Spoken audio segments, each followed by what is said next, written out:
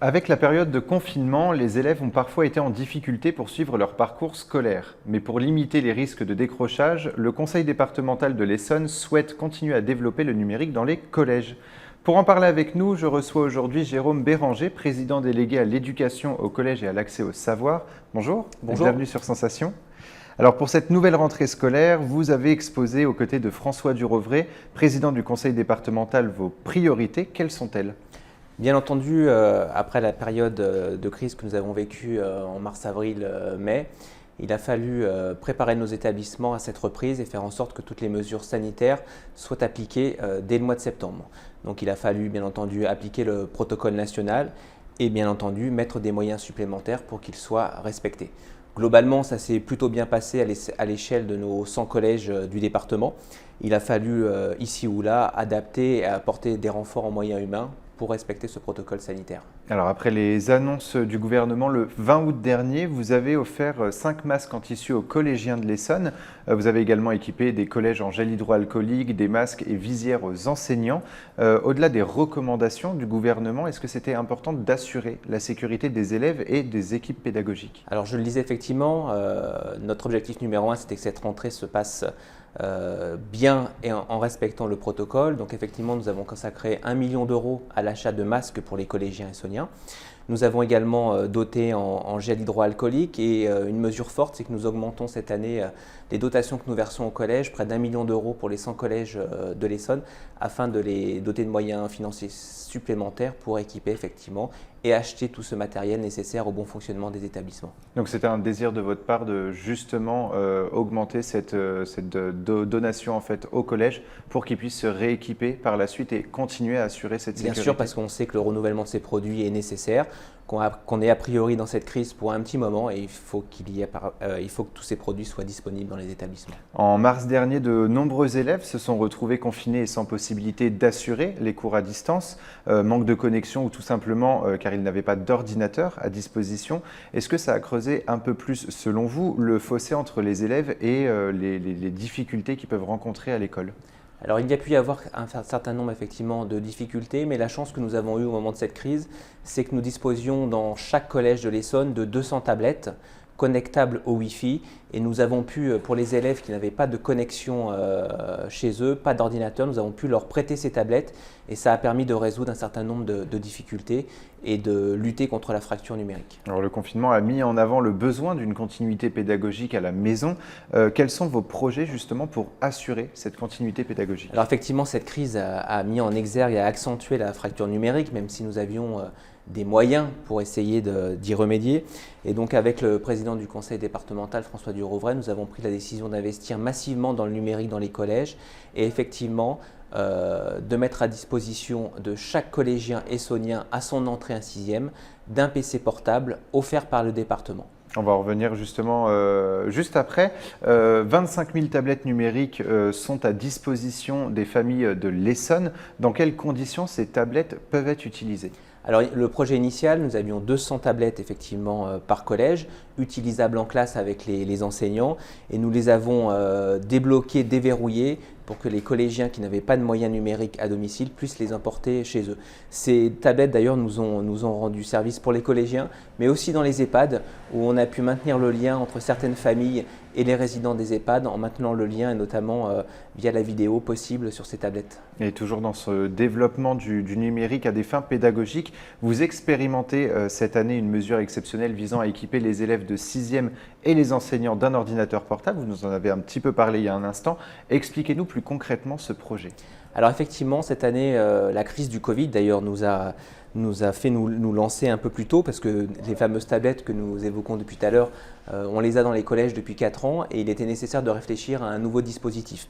Donc nous avons pris la décision cette année d'inscrire 4 millions d'euros en décision modificative budgétaire afin d'équiper dans un premier temps 43 collèges essonniens. Donc l'ensemble des élèves de 6e, l'ensemble de leurs enseignants seront équipés d'un PC portable entre le mois d'octobre et le mois de décembre. Nous avons retenu 43 collèges qui ont fait acte de candidature pour participer à cette expérimentation.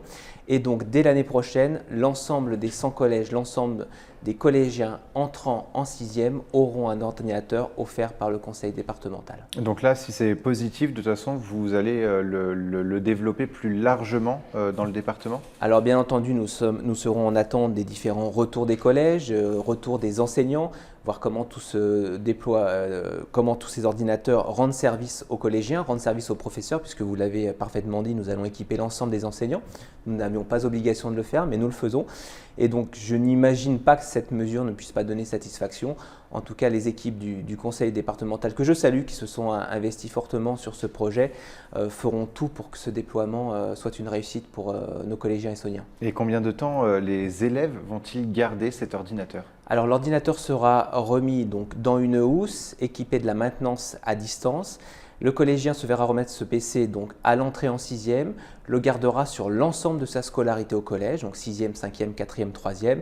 Et tout le monde sait qu'au bout de 4 ans, un PC portable a quasiment atteint sa durée de vie, donc il pourra, s'il en a pris soin, le conserver pour les années futures. Alors on le dit, hein, la continuité pédagogique à la maison, c'était du coup une décision importante pour permettre cette continuité pédagogique? C'est une décision importante qui a un coût important d'ailleurs pour le conseil départemental, car en année pleine, c'est 10 millions d'euros qui seront consacrés à l'achat de ces ordinateurs portables.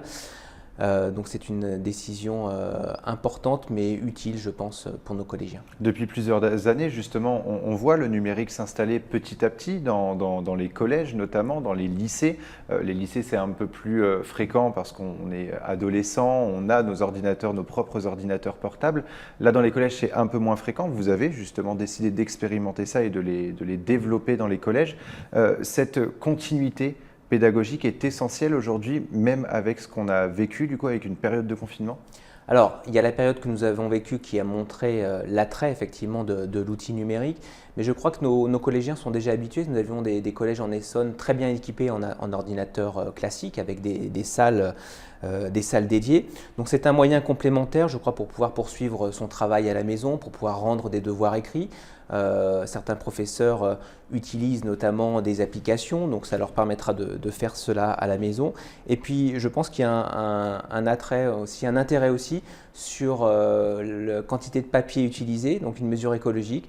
Peut-être certains enseignants voudront se lancer dans l'outil, dans le livre numérique, plutôt que d'avoir dans le sac d'école des livres parfois très lourds pour le cartable de nos collégiens. Et quand vous avez exposé justement ce projet, à la fois au corps enseignant et aux parents d'élèves, comment a été vu ce projet? Alors les parents d'élèves le souhaitaient depuis longtemps. Les enseignants, pour sillonner les collèges du département et avoir la chance d'échanger avec eux, mentionnaient souvent que l'éducation nationale ne leur donnait pas cet outil et que c'était dommage. Donc effectivement, c'est une mesure qui est plutôt bien prise à la fois, bien entendu, par les collégiens, leurs parents et la communauté éducative. Pour rappel, nous avons, donc il y avait un appel à projet.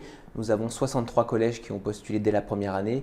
Malheureusement, le budget de cette année, 4 millions d'euros, je vous l'indiquais, nous a permis d'équiper 43 collèges, mais tout le monde sera servi dès la rentrée prochaine. Voilà, qui peut être étendu de toute façon les autres années. On va revenir un petit peu sur les tablettes justement qui ont été prêtées aux élèves pendant le confinement qui n'avaient pas de connexion ou pas d'ordinateur chez eux. Ça a été bénéfique, ça aussi? Ça a été bénéfique parce qu'il y a des élèves qui se sont retrouvés quand même complètement coupés de l'école, sans moyen de communication. Heureusement, le contact avec les enseignants pouvait être maintenu parfois par téléphone, mais on a vraiment débloqué un certain nombre de situations où des enfants, des collégiens étaient coupés de l'école. On a pu leur permettre à la fois de suivre des cours, d'avoir accès à des activités de soutien, de pouvoir renvoyer tout simplement un devoir écrit demandé par un enseignant. Donc oui, ça a rendu service. Et heureusement qu'on les avait. Et notamment dans la lutte contre le décrochage scolaire, ça aussi, ça a été important? Alors dans le décrochage scolaire, je crois qu'on a déjà ce phénomène en temps normal. Malheureusement, ce n'est pas nos 200 tablettes par collège qui auront probablement évité un certain nombre de décrochages, mais elle aura probablement permis de maintenir un certain nombre d'élèves dans le giron de l'école quand même. Donc au sein du conseil départemental, le numérique va assurer de toute façon une continuité pédagogique à la maison à partir de cette année, mais aussi sur les années suivantes? Alors en tout état de cause, tout ce que je souhaite, c'est que cette crise, nous la passions et nous en sortions le plus rapidement, parce que l'école, il n'y a rien de tel que l'enseignant devant ses élèves dans une salle de classe. Maintenant, c'est un outil complémentaire. Demain, au lycée, ils auront aussi un ordinateur. Et on le dit pour les langues, il faut apprendre les langues le plus tôt possible et je crois qu'il faut apprendre le plus tôt possible l'outil numérique. Merci beaucoup Jérôme Béranger d'avoir été avec nous sur Sensation. Et pour revoir ou réécouter cette émission, rendez-vous sur notre site et application Radio Sensation.